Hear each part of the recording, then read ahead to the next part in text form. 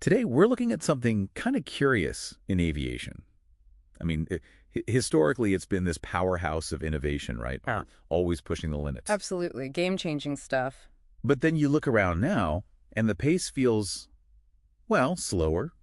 We're often flying on planes based on designs decades old, and let's be honest, the passenger experience can be pretty hit or miss. Yeah, that's a fair point. A definite paradox. So that's our mission for this deep dive, figuring out how the industry's trying to get that innovative mojo back. Over the last decade or so, we've seen more than 100 of these standalone innovation units pop up. They were set up specifically to kind of break free from the usual corporate red tape and tackle these exact problems. Right. And while the intention is definitely there, looking forward, the actual results, they've been a bit mixed. They're mixed, okay. So it's really crucial we understand what actually makes these things successful, what works, and maybe what really doesn't. Okay, yeah, let's unpack that. How are they structured? Our research shows basically 5 main types. You've got innovation labs, then accelerators and incubators, Okay. corporate venture capital, CVCs, venture clienting units, and finally, venture building specialists. So labs are like internal R&D. Accelerators help startups grow. Right. Nurturing the early stages. Exactly. Right. CVCs invest directly. Venture clienting is like being a startup's first big customer. And venture building is, well, building new companies entirely. And what's really striking is how dominant labs, accelerators, and incubators are in aviation specifically. They really seem to prefer those. That's the majority. Overwhelmingly, it kind of hints at maybe a more cautious, internal-focused approach sometimes, risk-averse perhaps. But, and this is where it gets really interesting, that focus, it totally clashes with what's happening in other industries. How so? Well, elsewhere, accelerators and incubators are actually falling out of favor a bit. Companies are shifting towards more agile things, especially venture clienting. Ah, the first customer model. Exactly. It's faster, more flexible. You're basically testing innovations in the real world, becoming that first key customer for a startup. It de-risks things because you validate the idea while solving your own problem. Test before you invest, essentially. That makes a lot of sense. So the big question this raises is, what does this say about aviation's innovation playbook? Are they maybe lagging a bit in adopting these newer, perhaps more effective methods? Good question. Now let's shift gears slightly. What are these units actually working on? The focus areas. Right, but what? The top 3 are pretty clear. Sustainability is number 1, about 53% are focused there. Then operations and business processes at 47%.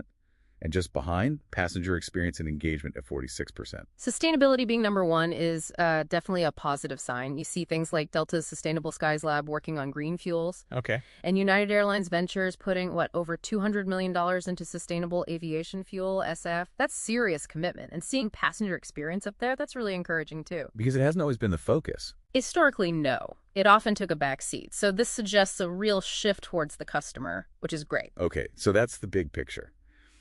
But aviation's not all the same, is it? Does it look different if we slice it by, say, airlines versus airports, or even region? Oh, absolutely. Big differences. You connect the dots and see distinct strategies. Airlines. They're leaning heavily into AI and machine learning for efficiency, obviously. Makes sense? But also exploring things like Web3, decentralized tech, and immersive experiences for the future. Airports, meanwhile, are focused on data science, analytics, immediate operational wins there. Right, keeping things running smoothly. Exactly. But also looking ahead with robotics and automation, partly driven by labor shortages, And suppliers. Suppliers often aim for the moonshots, things like advanced air mobility, think drones, eVTOLs, that kind of stuff. It complements their own internal R&D. And region matters too, you mentioned. Hugely. The Middle East, for instance, is super customer-focused. 72% of their units prioritize passenger experience. Europe's leading the charge on sustainability. That's 61%. Okay. Asia is really pushing emerging tech like Web3. And the US, big focus on that advanced air mobility. We see some really cool examples out there, like JetBlue Ventures investing in over 40 startups. Wow, 40. Yeah.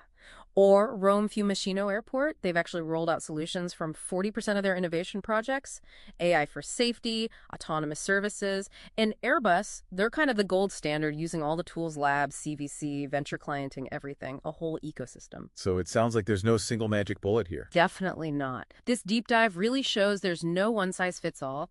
You need a balanced approach, tackling today's problems and building for tomorrow. That seems key.